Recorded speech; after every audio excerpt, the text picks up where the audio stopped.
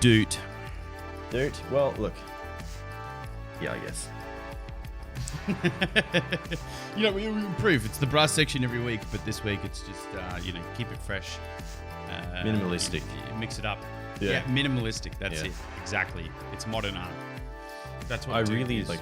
Man, do you know how long I spent? Do you know that old image of like, there's like it's two kids, and it looks like there's like a girl crossing the road or something, and there's like this boy following her with like a fucking trumpet or something, and he's pointing it directly at her head. Yes. I want there to be a video of that so bad, but I've only ever seen an image. That image. I've never seen a video. Just figure out what he's doing. Yeah, I just need to know what it is he's playing that's causing her such suffering, Just the hands over the ears and like the head down, like, oh.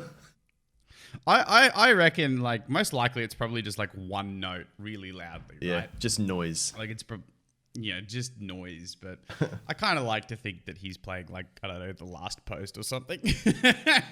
He's just like, yep. Something sad? No, it's got to be upbeat. It's got to be upbeat. The only way you get a reaction like that out of people where they're like, please stop, is when you're just playing something that's like, it's upbeat and it's annoying. Are there any Christmas carols that use a brass section? Because that would do it. I don't know. I mean, you could probably play Christmas like carols are pretty brutal.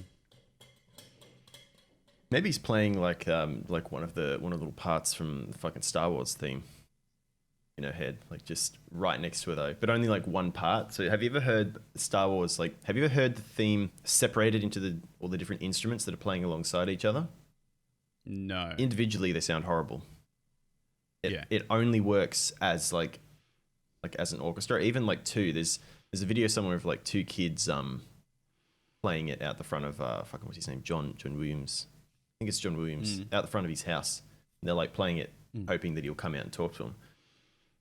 And even just the two of them, it's like you can tell what it is they're playing, but it also kind of sounds wrong because it's missing like everything else. Jesus. It's like when you hear someone playing a guitar part from a song. Like you can tell what it is they're playing, but also it's lacking like a lot of the impact. Like it doesn't sound right because it's missing all the other instruments and probably effects and stuff as well. Man, I was thinking about those YouTube videos. It's like X, but every other beat is missing. Have you ever heard those? Yeah. Have you heard the really 500 miles? But it's like every second beat's missing. So yeah. 250 So miles, I saw one with Smooth Criminal. Yeah, I've seen that one too. Yeah. It's like, okay, Annie, all right. Yeah. I was like, what the fuck? It's good. It's a good meme. It's your intro this week, yeah? It is my intro. Are you ready for the intro, Hamish? You want me to do the intro right now? I haven't read it, so... Oh, okay. Well, welcome to NULLSCORE, the podcast where we talk about renewed hope for good games, offended mums, and used condoms for sale. My name's Jim, and this is my co-host, Hardcore Henry. How did it feel to decapitate a man with your eyeball? Hang on, sorry. You said three things there, and one of them did not sound right. Good games, offended mums, and used doms for sale. Where did this come from? Also, Hardcore Henry. I haven't seen that film, but apparently it's really, really good. Yeah, it's really good. Yeah. Wasn't it like the first film in like 160 frames or something? I don't know. Maybe. I remember, it was something big technically about Hardcore Henry. I'm not sure. It was like the first movie in like 60 frames or something. And I know they've recently just put out a movie in 120 frames. I think it's Gemini Man. Which is crazy because most films are shot in 24 frames per second. Yeah. So have you seen since you mentioned Smooth Criminal and 60 frames, have you seen they've like taken the footage for the Smooth Criminal film clip and they've like upscaled it a bit so it looks a little bit clearer. It kind of looks wrong, but it's also clear at the same time. And then they've also like added frames in between. So they've created new frames in between. So it's running at like, I don't know, I think it was like 60 frames or something like that. But whatever it was, it's super fucking smooth and it's kind of weird because I've seen the original clip that many times just on like on TV, like fucking Rage or whatever, or like Rage, on YouTube, and then to be watching this new sort of updated version of the film clip, or upgraded, maybe it's a better word. It was just weird. It was just weird to watch. It's like, I don't know if I like this. Like, this is it's an achievement, of some sort, but it's off-putting to me. Yeah, I remember watching something about this. They talked about like upscaling video. It might have been like a Tom Scott video or something like that. And Wham's Last Christmas got the same treatment. Why would you bother with that? It's not like there's a lot of fast movement. Like, think about that film clip for a second. How slow and boring that film clip is. Like, as far as movement and things go, that song's more about. It's more about, you know, fucking emotion and shit. Whereas Michael Jackson film clip is a fucking spectacle. Like, there's shit happening all over the place. Especially the Smooth Criminal film clip, the one like in that bar or whatever the fuck they are. Yeah. All the movement and shit. Like, that makes sense to do that too. Anyway, I cut you off. To up the frame rate. Well, to up the frame rate, sure, but this was more like an up in resolution. Because what they did is, I think they would shoot stuff on like proper film cameras, and then they would scale it down for distribution on television. Yep. Yeah. So then those film clips were then re-uploaded years later with the dawn of the internet, but they were scaled down with the film version. So people sort of said, oh, hey, well, why don't we do remastered versions of these videos? And they've got the technology to kind of upscale, but it looks off. Like, if you've ever watched this, like the YouTube upscaling feature stuff that they've got, it all looks kind of strange. Yeah. What they did with Wham's Last Christmas, which I thought was awesome, is a bunch of people who are clearly just like Wham nerds, okay? I don't know what else you would call them, sat down and they said, righto, let's go find the original tapes. So they went and found the original film tapes that they had for the Wham's Last Christmas filming, and there's like 9 of them. One of them was missing. I think it was like the 7th out of 9 tapes or whatever. And then they just recreated the sequence of the video clip shot for shot. Yeah. So they just pulled the footage from the tapes and then did it. And now you have like a really incredible high-res version of Wham's Last Christmas on YouTube.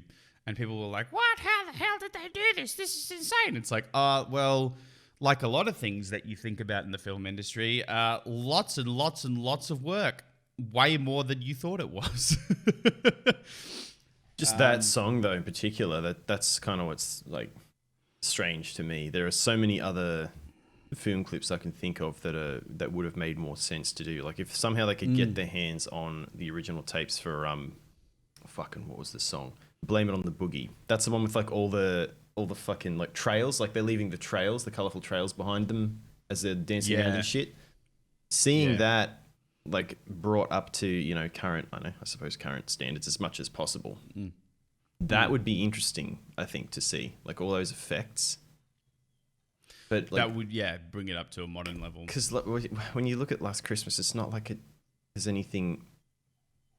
To me, I don't know. I'm not a fucking filmmaker, so I guess maybe this is a bit of an ignorant statement, but it doesn't seem like there's anything that technically impressive about that film clip. It's just a bunch of shots of like, you know, it's supposed to convey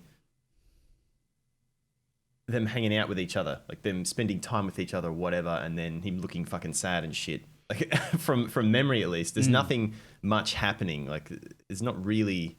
I haven't seen the video clip, so I'm. You don't know what it's like. It's not. No, it's you're not explaining it to me here. Yeah. All right. Well, fucking. You know what, man? Fuck this. We've got an hour, so let's. I'm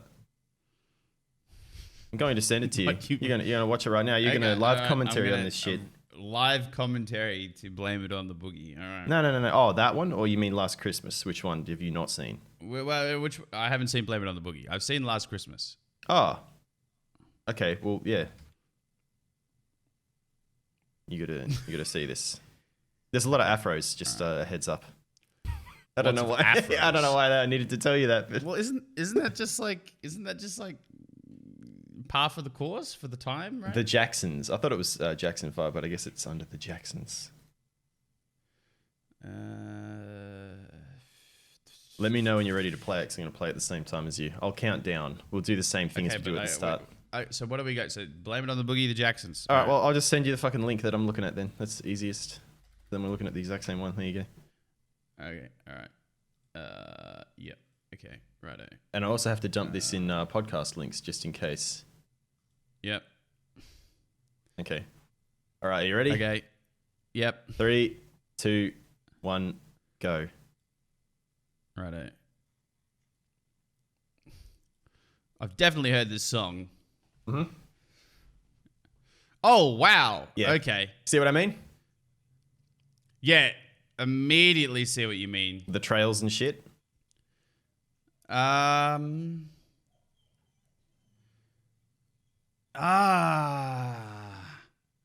would you do that? I can do that in OBS. I don't know. I don't know how they did this with film. I don't. Yeah. I mean, I don't even know how it works. Yeah, digitally, I have really, but it would just be an effect for us. We'd just be able to like apply it to a certain range of the if the footage. Yeah, and absolutely. That's it. I have no idea how they would have done this on tape.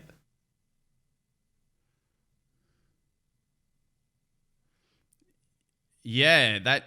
So I'll stop it there because I've got the idea. Yeah. Basically, I understand how to do that in OBS to a certain extent. So what that is it's a delay on him, MJ, and then color filters applied, and there's about 6 or so delays, and they're each at a certain increment behind. So the way you can tell if it's equal delay is when they move faster, the effect is more pronounced because it's bigger. Yeah. Because each segment is moving a larger distance. Yeah. That's why when he's not moving a whole lot, you can't really tell if the effect's active. Yeah. If you want to do that in Streamlabs OBS, right? So this is one specifically for streamers, but I'm going to break this so that maybe if you don't use OBS, then you can also do the same thing. When you're streaming, you kind of layer all of your sources or videos and images a little bit like a collage on a page. You start with a canvas, which is a certain resolution. Imagine that's just a regular art canvas or a piece of paper. And then you would, imagine you've got a glue stick. You'd glue your gameplay down first, and then you'd put your camera on top of that. Maybe you put a webcam border on top of your It's all camera. layered. Yeah, it's all layered. Exactly. Now, the way that you would do that is you would have... first of all, you would probably need to use a green screen. So you would have a green screen, and then you would key out the green, so you would disappear, and you'd have a transparent bit behind you. And then you would create a different scene. So you'd create another canvas entirely, put your camera in there, and then apply a filter to that scene to make it, let's say, solid green, right? Or actually, let's go red, blue, yellow, primary colors. Yeah. So let's see, you do that 3 times. You have 1 red, 1 blue, 1 yellow. And what that creates is a red silhouette of you, a blue silhouette of you, and a yellow silhouette of you, right? And it's all the shit on the green screen that's not keyed out. Does that make sense? Yeah. Yeah. Then what you do is you'd stack them all on top of each other in your first scene. You can put scenes inside of scenes. Try not to think about it too much. And then you would set them to about a, 0.2 second delay. So you'd go 0.2, 0.4, 0.6 for each of them, and then you would create a trail effect like that. You could also offset them slightly so that you have like a constant effect, but I would probably keep it pretty firmly behind you because I think that would be the coolest effect for it. One of the most recent examples of somebody doing that is that Steph girl, Furiously Steph or whatever her name was, the dear lady that was on the Twitch Security Council. I tried to not watch too much of any of that. Tried to forget that. Yeah. Yeah. She has that effect. So she has a slight. She puts her opacity down ever so slightly, and so it's more of a subtle-ish effect, but it's very trippy. creates a very like LSD-ish effect, if I could say it like that. So use with caution, but definitely doable. How you would do that back then, I don't know. I imagine it would be a similar procedure. You'd maybe just key out Michael. Certain colours. They'd have to have had like a colour behind them that they managed to key out somehow. Like, yeah, well, that's what I think's happened. They've shot it in a green screen room and then they've just replaced the background with black. I think it was a blue screen then, wasn't it? Originally it was blue screens. They changed to green. Oh yeah, well maybe a blue screen. Yeah, I don't know.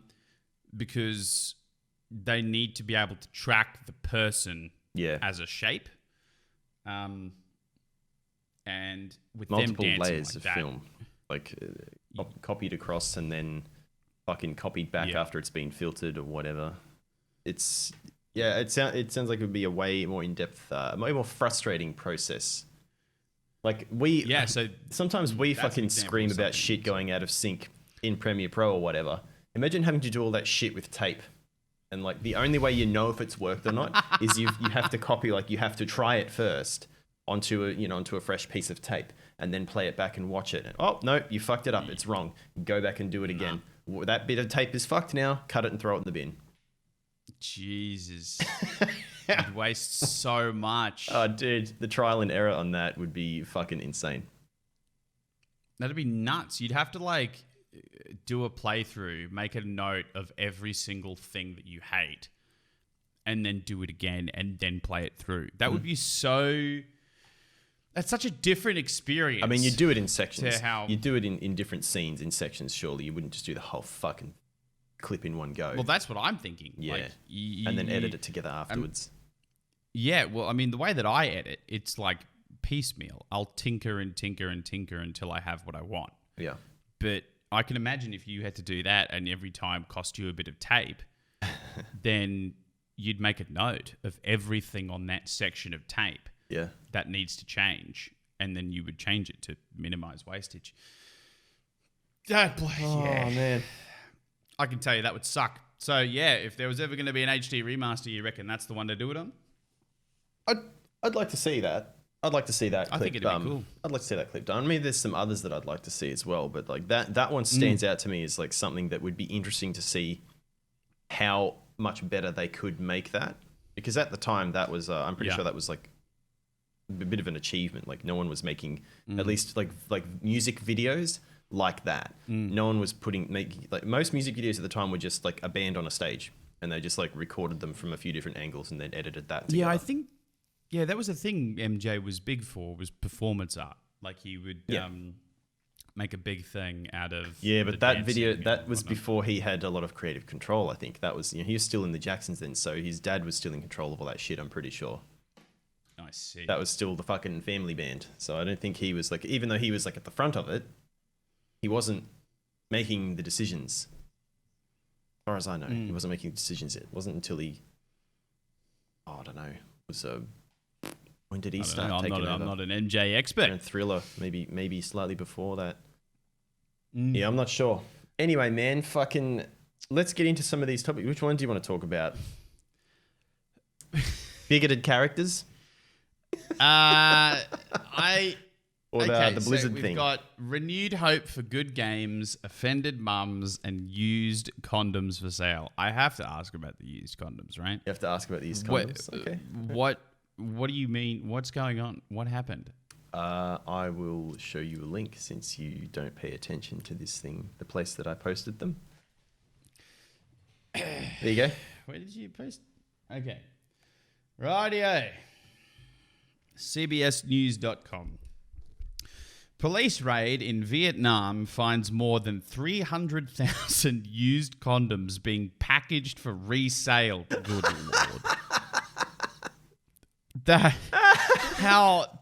Can't even begin. Now just think about this for a second. They've caught them now. I wonder how long this sort of thing has been going on for already. I'm so disappointed. Think about how many condoms you've used in recent years, Hamish, that may have been cleaned and repackaged. Look, maybe more than once. How many other dicks have been in that condom before yours? All individually sealed. I feel like these are like the ones that you get in like servos. You know those ones where it's like turbo pheromones or whatever. Those like really rinky-dink dispensers you see in like gas stations. This is pretty nuts. So they say police in Vietnam said they found 320,000 recycled. Don't use the word recycled in the concept. That were being repackaged as new. Local media reported on Thursday. Market inspectors in the Binh Duong province raided a factory near Ho Chi Minh City where they discovered used condoms being repackaged to be sold at the market. An inspector said the factory's 34-year-old owner, a woman, confessed they purchased the condoms from someone else. Who's selling used condoms? That's what I want to know. I just love the part where they said, she confessed that she purchased the condoms from someone else. What the fuck information is that? Doesn't mean anything. Yeah. Well, I mean, what's the other option there that she somehow she had 300? Oh no, she had 320,000 recycled condoms that were her own. Like, of course, she got them from someone else. How the fuck did you jumps into people's houses and burgles them? After buying them, they were washed and reshaped. God, this is making me feel ill. Washed and reshaped, then packaged in plastic bags. Hold on, washed and reshaped. Reshaped. Tools apparently used to wash and reshape. Unclear how many were already resold. They were an extreme health risk to users, according to the Toy Tray newspaper. I wonder how they reshape them. That must mean that they roll them out over some sort of reshaping tool, like a stick-shaped thing, and then what do? Like heat them up or something to get them to take the shape again? I don't know. I don't want to. This is. There are a lot of things that we've talked about on the podcast, and I think there's a fair bit of it that's been gross or unsettling. I think this is the first subject that's made me feel ill, like unwell. Thank you, Caitlin O'Kane, digital content producer with CBS, for bringing us this fantastic find. So anyway, I guess I'm getting a vasectomy soon. Yeah, this is nuts. Oh, there's a video of it. Oh. Why don't you ever watch? Oh my god, the sacks are huge. Oh, I got like a wooden stick. Oh. Well, I mean, look, really, Hamish, it's the smart thing to do. Like, what makes more sense to you? Buying, I don't know, fucking 8 condoms or 10 condoms or whatever for like $10 or whatever the fuck they are, $7, dude, depending, or just buy a whole fucking bag, mate, for like $5. Couple of 100 condoms. Look, they've been washed and reshaped. No. No.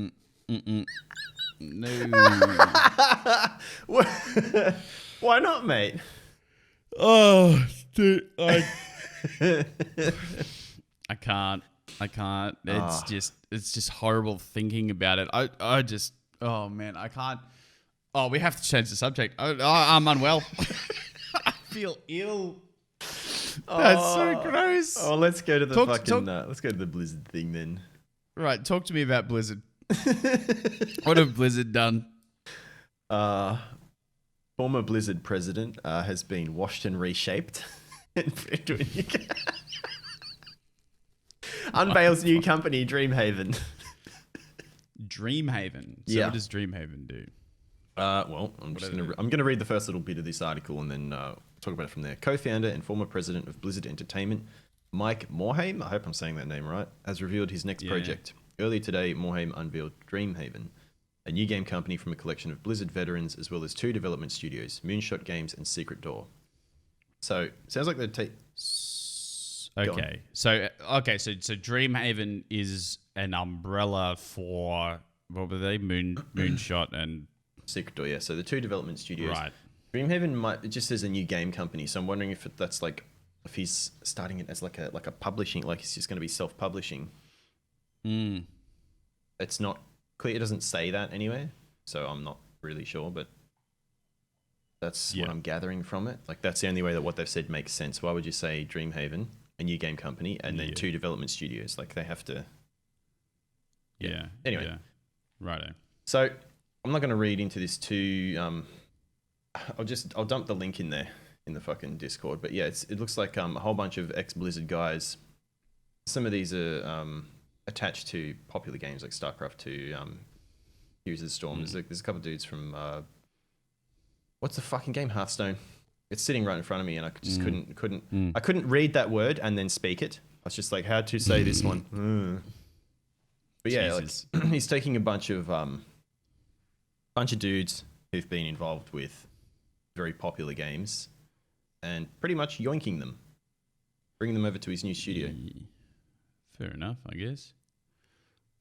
I'm just trying to see if there's anything else here that I can think, but it's literally just he's founded a studio and 2 smaller studios. It's too early to say if they're making studios, what kind of games they're probably making. Just sick of Activision like fucking around with them, because Activision's been fucking that up for a while. Like, well, I had one.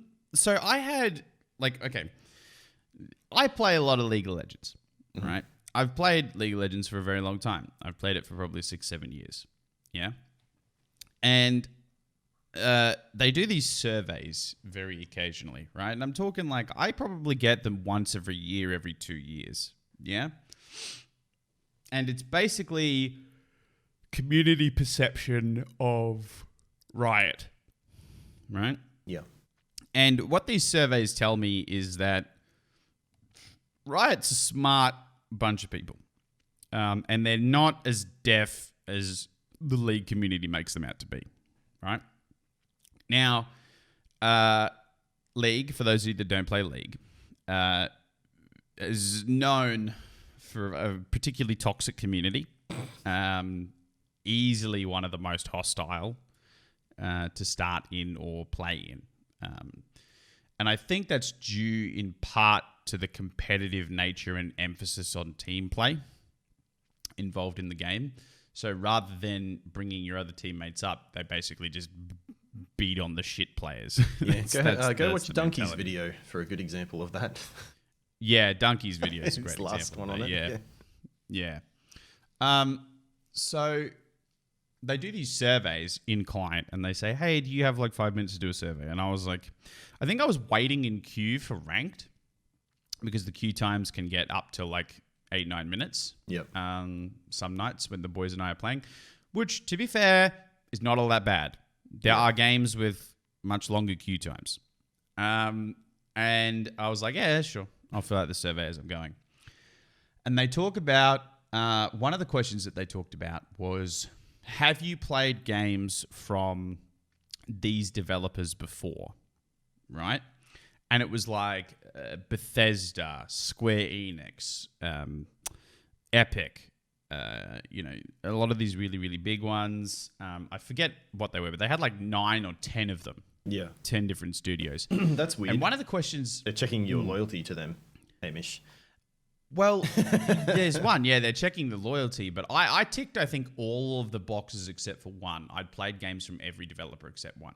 Yeah. And the follow-up question to that, which I thought was interesting, that I thought I would raise with you, is they then said, okay, if you heard a new game was coming out from this developer, would you be incredibly would you actively avoid it, neither care, maybe try it, or definitely try it, right? So like a 1 to 5 scale, from 1 being actively avoid it to 5 would definitely try it. Yeah. Right? So it was basically looking at the rep of a developer in creating a good game, or creating a game worth your time. At least that's the way that I interpreted it. And they were like, would you try a game made by Riot? And I was like, yeah, I would. I mean, Valorant and Runeterra are a great example of that. I've played both of those games. I think that they're very cool. I think Runeterra has a little way to go, which is why I stopped streaming it. That's one of the things I could talk about, actually. If we've got time today, is why I left Runeterra. I actually made a proper answer for it on Reddit. Let's do it after the jokes, after the coffee jokes. But yeah, keep going. Fair enough. Yeah, and I got to thinking about it, and I was like, what developers would I absolutely have a look at a game from? And because it wasn't the question of which series would you look at, right? Like if Ubisoft released a Splinter Cell game, I would pick that up in a heartbeat. Yeah. Right? If they're gonna release Assassin's Creed 40, you're probably gonna go like, maybe exactly. Yeah. Exactly. See, that's the same thing for me. If they said, if they asked Konami's releasing a new game, like, well, it depends. Is it fucking Pro Evolution Soccer that I will never give a fuck about, or is it a new proper Metal Gear game that I'm gonna probably jump on? Like, so do you think there is a game studio out there that could release a game that you've never heard of, and you would absolutely give it a go? Kojima Productions, probably. Kojima? Having said that, I didn't play Death Stranding, only because it came out on PlayStation first for like 6 months or whatever, and I had already given my PS4 away to my brother. And I couldn't be fucked buying another one to play that one game when it was coming out on PC 6 months later. I read some stuff about it.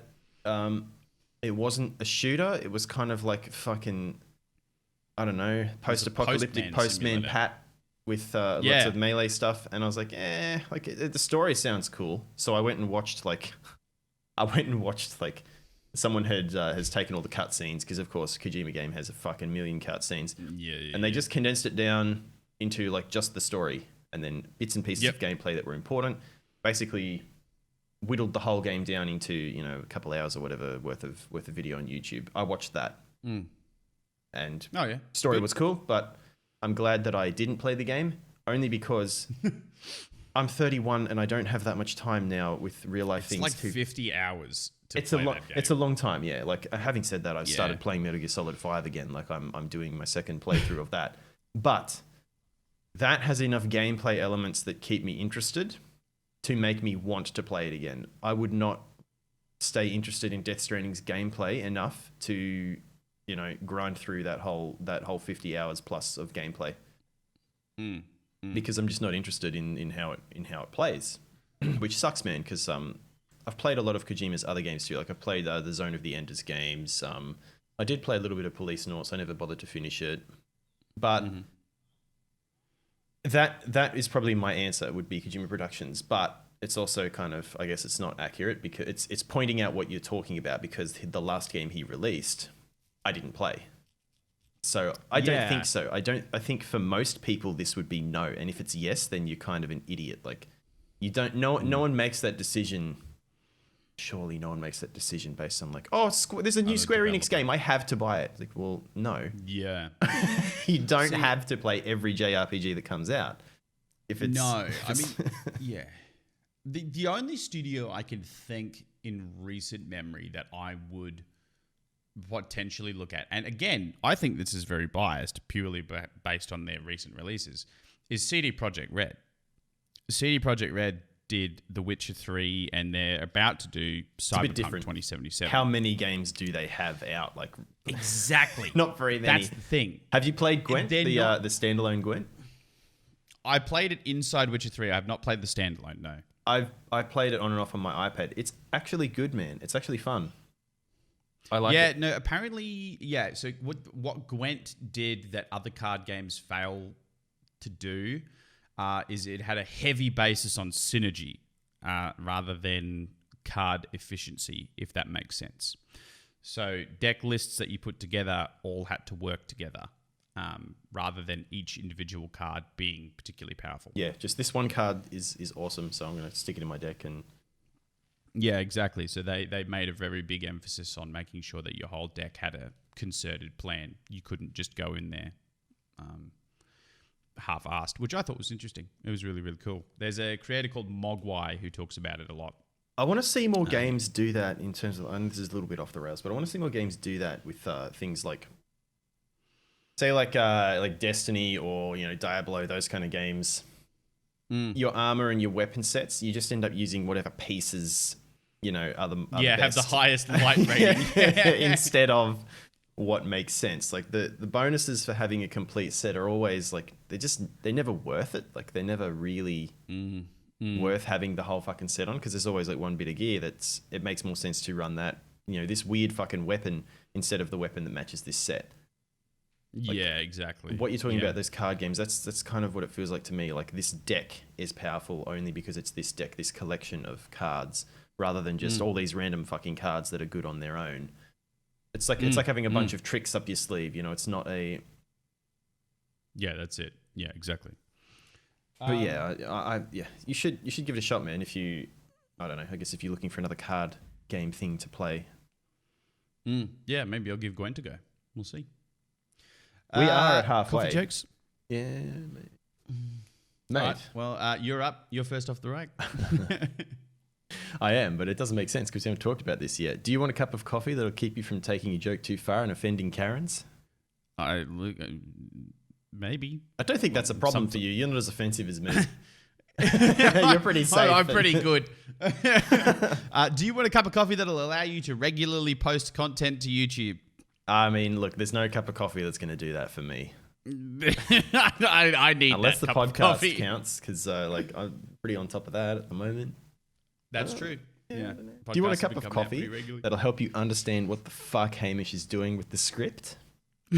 For context, as we were writing this, it's a Google Doc, so it updates in real time, and I was just entering and backspacing, so Jim's lines kept flying up and down the page. Yeah, I'm waiting for him to stop so I can type my them. joke out and actually read it as I'm typing it and make sure I don't make any mistakes. And my fucking line's going, it's all over the place.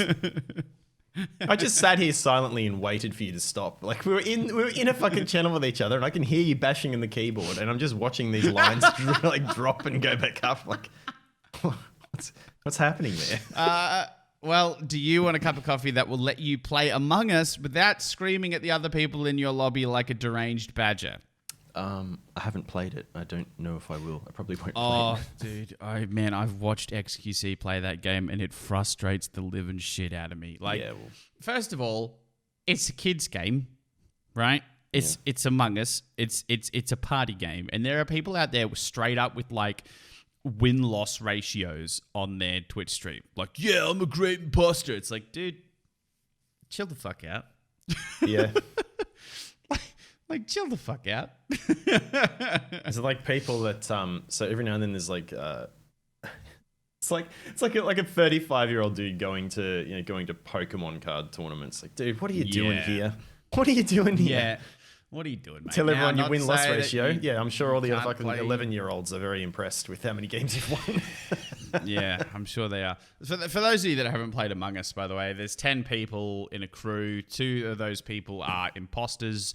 It's the imposter's job to find out or to kill everyone, and it's the crewmate's job to eliminate the imposters by voting them out. So it's a secret identity game.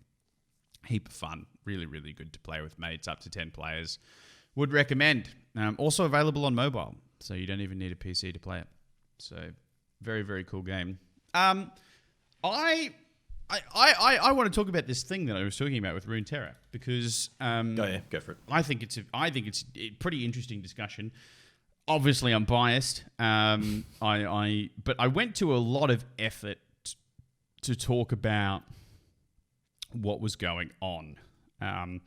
There was another one where it was talking about anybody that works as does anybody work as a full-time streamer and work a full-time job at the same time? Which was relatively interesting, but maybe for another time. Anyway, so this guy, Bitter Bloom Blossom, try and say that 10 times really fast, posted to the Legends of Runeterra subreddit, and it's titled, Streamers Not Playing LOR Anymore. He says, hi all, I haven't been able to watch Twitch for a few days until recently, and to my surprise, many of the LOR streamers I follow stopped playing and moved on to something else. I missed the reason why they did this, so I'm left wondering, is the state of the game that bad after the Targon release? Targon was a very recent expansion that came out. Mm-hmm. Is Hush to blame? Hush is a card that silences other cards. It's a very oppressive card in the meta right now. Sounds pretty powerful. Or the slow, greedy meta. How about you? Are you enjoying the game? Was releasing Targon as a region in 3 parts a mistake? Now, I saw this post, and for whatever reason, I felt the need to explain myself. And then turns out I did a pretty full-on job. So I went and put up like a probably detailed explanation. And this is basically what I'm going to lean on whenever somebody asks me if I'm playing Runeterra again. I'm pretty much just going to link them this post. All right. So I responded and I said, ex-Runeterra streamer here. The game was a staple on my channel for a good few months. I stopped for a few reasons. For context, I would hover between 20 and 40 viewers, reaching 100-ish on really good days. Mm-hmm.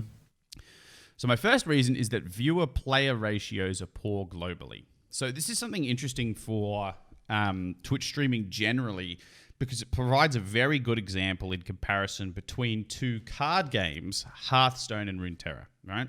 So Runeterra is an incredibly free-to-play friendly environment. So it's easy for players to get the cards that they need or want. An unfortunate side effect of this is that people will tune into streams less because they can simply play a kind of deck or archetype themselves. I'd love to link to the article I was reading that talked about concurrent players versus concurrent Twitch viewership, but I cannot find it again. It was a Dexerto article and I asked someone to find it. No one was able to find it, but that's fine. Yeah. For example, Hearthstone, which is Blizzard's trading card game, their traditional monetization, which is where you buy packs and then you open the packs and you get random cards inside and the packs cost money, right? Means you can watch a streamer play a deck that you might not be able to afford or you don't have the cards for. For a streamer, that means you're providing valuable content which will garner viewers. Runeterra, because it's so cheap and free-to-play friendly and because people can get the cards that they need, doesn't have that advantage for creators, yeah? So I said this is a great thing for players generally, right? The player base benefits from this heavily. That is a really, really good thing to have for your player base. But it doesn't necessarily help creators because people, you basically, you don't have that avenue of value to go down. Yeah. Because your content has to be valuable, right? If your content is not valuable, no one will watch, okay? Because it's shit. There has to be something that you provide in that content. If that is a deck that you're playing that the other person can't play but they want to watch, that's your value. If you're very good at the game and you're playing at a pro level, that's the value. If you're, personality-driven content and you're using a voice changer and a bunch of different filters over your camera, that's your value, yeah? So one of the things is because the game is so free-to-play friendly, there's a huge chunk of that taken out that Hearthstone has over Runeterra, which is, decks you can't play. Yeah. The second that I say is it's a bad environment for small streamers specifically. And this one, I think, kind of applies across the board and is not really specifically contained to Runeterra. And it's for smaller streamers, your potential viewership is almost entirely consumed by the big boys. And I list a few here. I say Grappler, Mogwai, and the Mobalytics crowd rule the roost. This means that a good 70% of viewership is tied up in the top end, and unless you're mates with the big boys, you're in that 0 to 10 bracket and nothing will change because your content is initially perceived as low quality by people browsing the section. Yep. Another really unfortunate side effect is that chat can get pretty toxic. But what I'm basically talking about here is uneven viewer distribution, right? Now, what you want, ideally, as a small streamer, is you want a small category, so you want a small number of streams, and then you want as even distribution across those channels as possible, yeah? Because otherwise you're at the low end. You want to be towards the top end, but as you're starting off, you kind of just want to be on the same level as everyone else. Yeah. So if you're starting out and you're a 0 to 5 Andy, which, by the way, is basically where I am at the moment. If you're a 0 to 5 Andy, you want as even a distribution as you can get. Then you want as many viewers in that category as you can. The thing is, the more viewers you get, the more people that will be streaming the game because people will jump on that category and blah, blah, blah. Yep. It generally indicates the game's more popular. Yeah. So it doesn't always work out exactly like that, but you can kind of get a feel for it.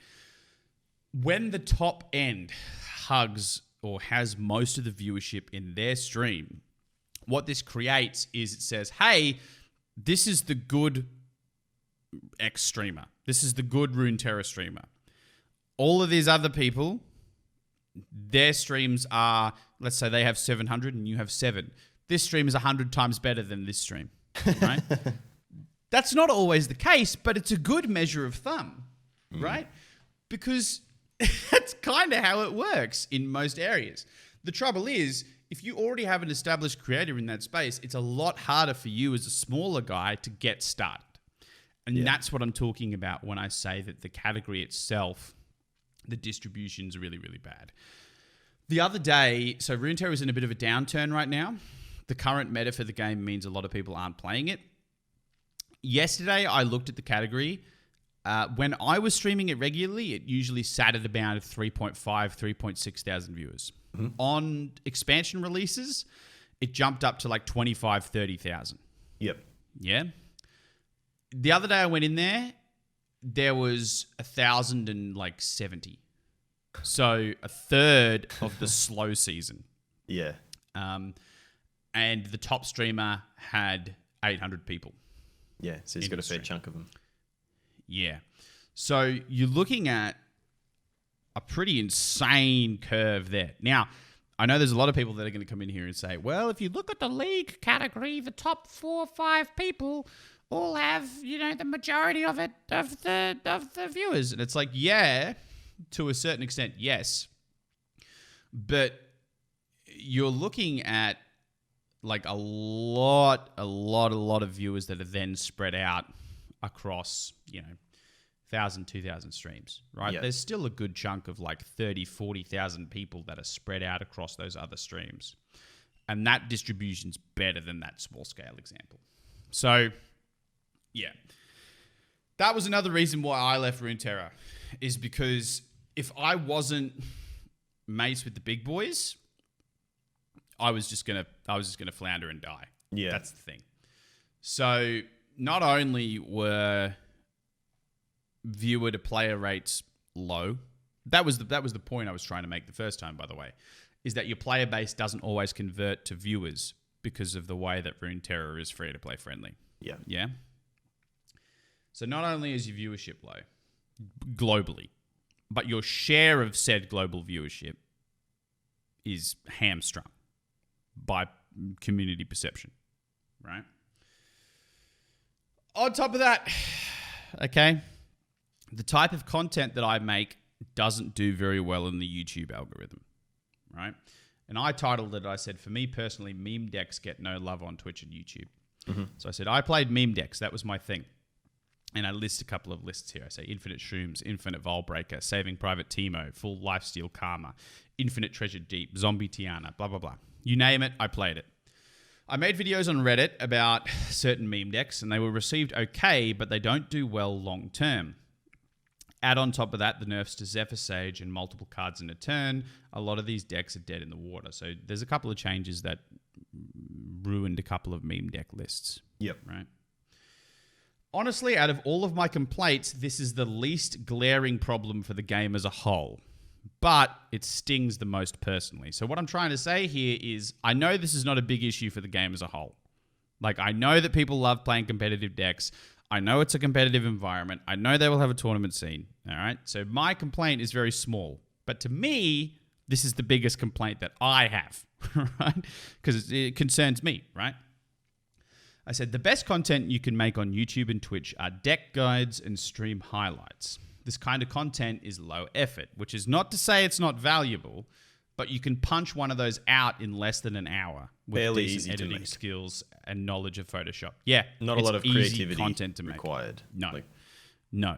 You could do that very, very simply. You can even have a template. You could, dead set, I could do league gameplay commentaries. It would take me 30 minutes.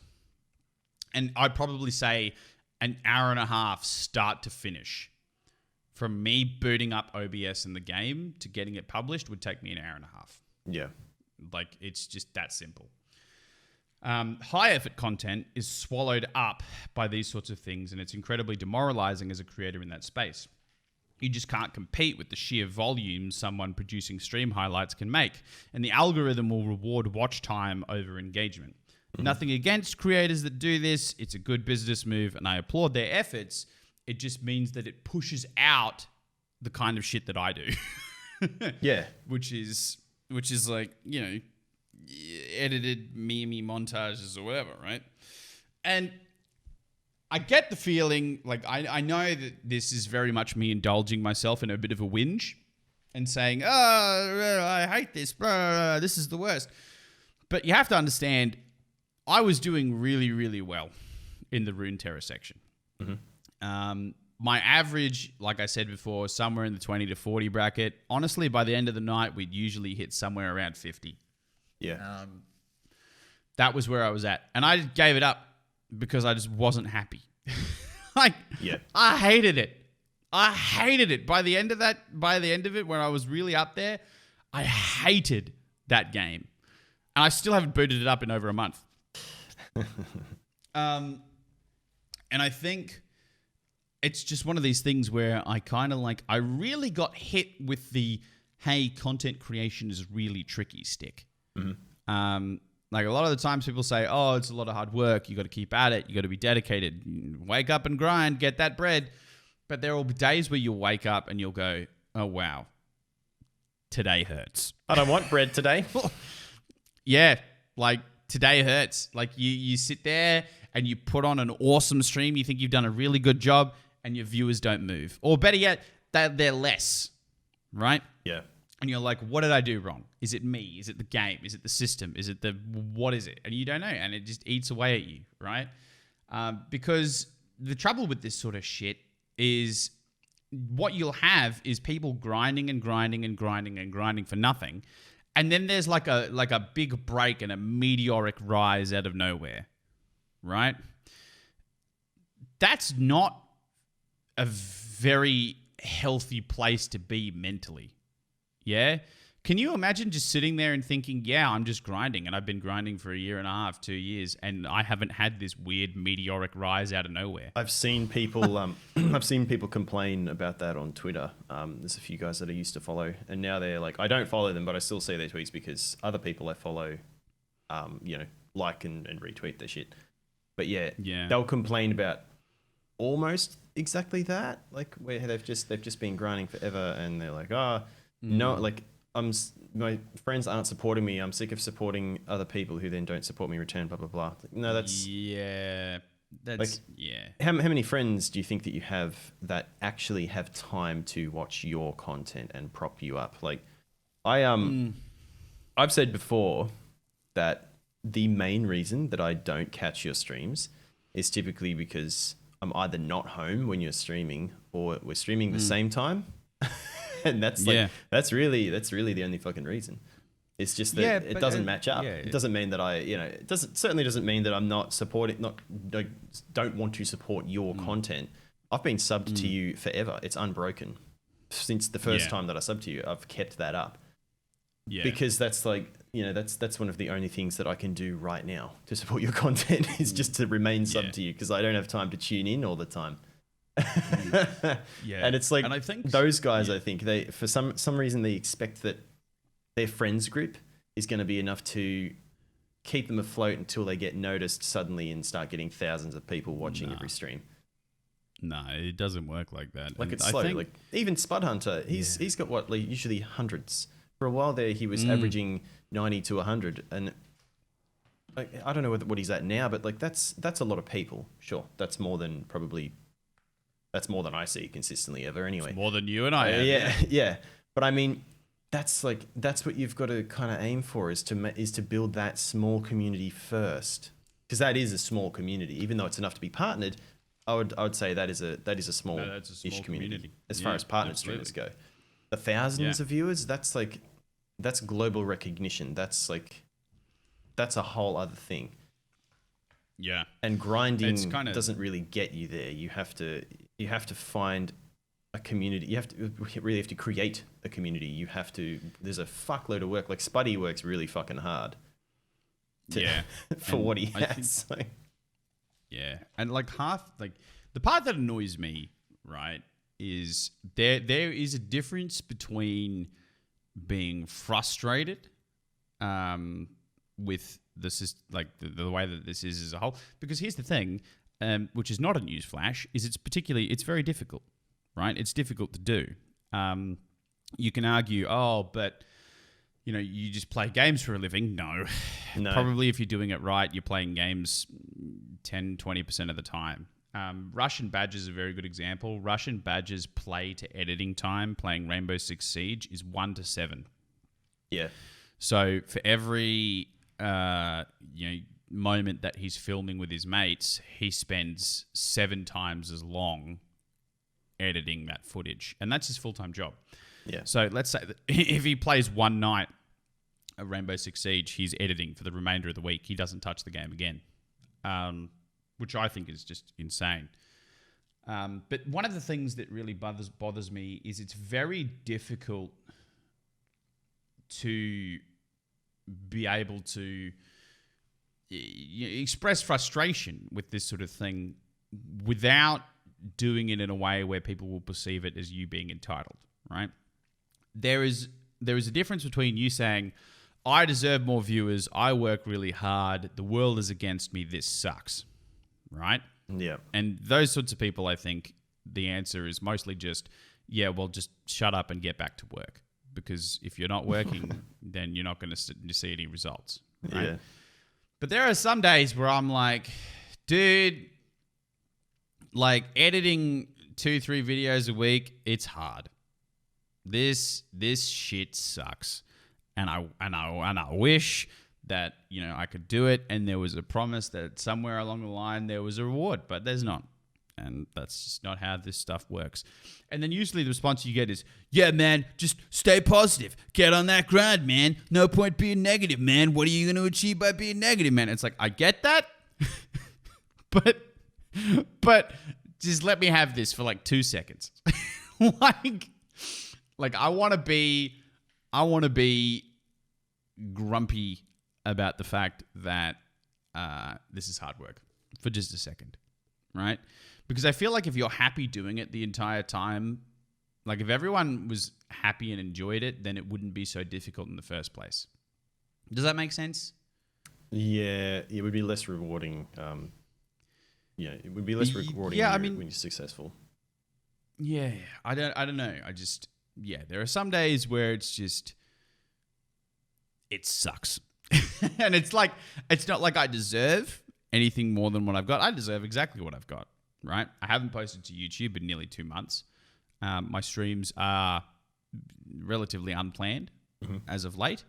I'm sure if I put more effort into this sort of stuff, I would probably see some, better growth in a month, 2 months' time, right? Not dramatic, but it would be better. There would be a change. Yeah.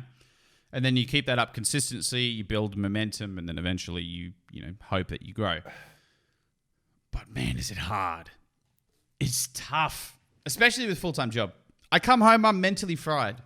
I think that's one of the biggest obstacles to get over is having that full-time job while also trying to stay on top of this stuff. There's only so much time and mental capacity that you have in a day.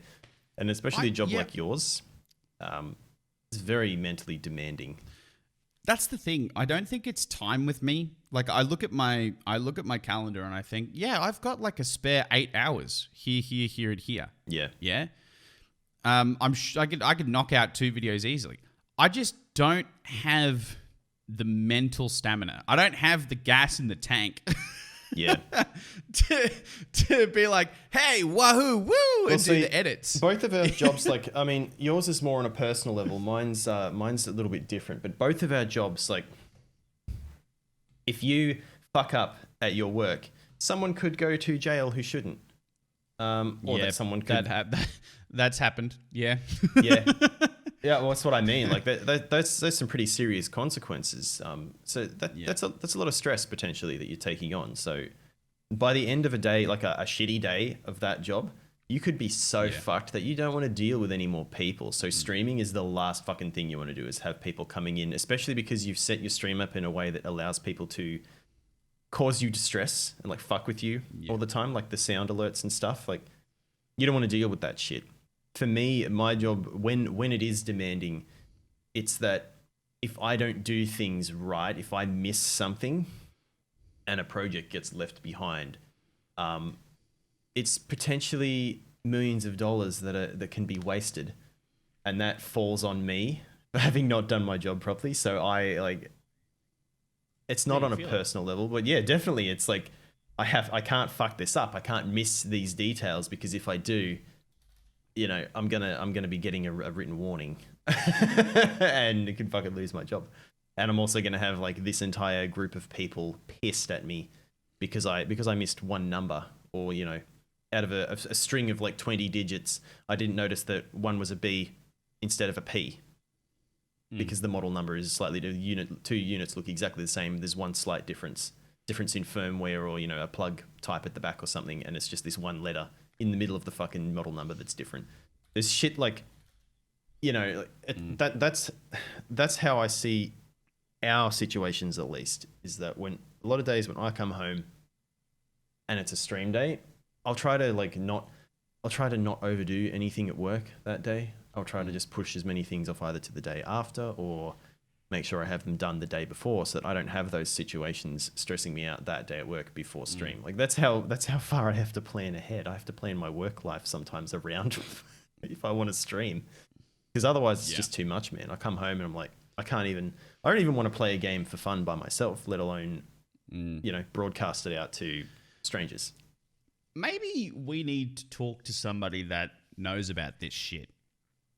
Maybe we need to get a guest on. Go and find somebody that's like a psych or a mental health coach of some description. Maybe, and get them to see if they've got any knowledge that helps with, I don't know, mental stamina, or maybe there's another word for it. I think that'd be cool. We could try and find someone. Do you find that you're still thinking about that shit at home, or are you like? Because to me, I'm not so much thinking about my job when I get home. But I'm already spent. I'm already used up. Like I don't have anything left after those days. Even though it's not still bothering me, but I just don't have like I don't have it in me to be entertaining at all. That's it. Yeah, it's exactly what I'm talking about. You got nothing left in the tank. Can't roll with the jokes. Yeah, it's tricky. Maybe you know I know some streamers have some in real life consumables. And that keeps them going. But you know, like Killer Coffee. Something that I like Killer Coffee. Absolutely like Killer Coffee. Let's talk comments. Last week we uploaded podcast episode 30. So 30 episodes in, Jim. We're past the halfway mark on a year. Halfway. Oh yeah.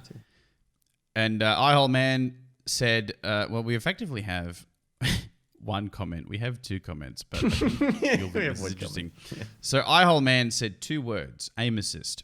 Although some people can play without aim assist and compete with mouse and keyboard players who are the exception and incredibly talented.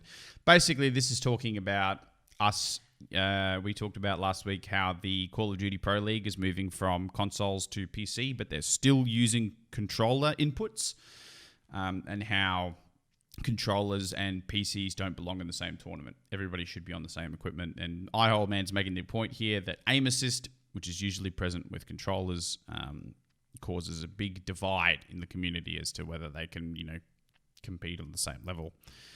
Now, you replied, you said, I used to turn it off all the time, just found it annoying and invasive after playing PC for so long and not having it. Yep. So you went back to console and you turned off aim assist. Yeah, it just used to annoy me.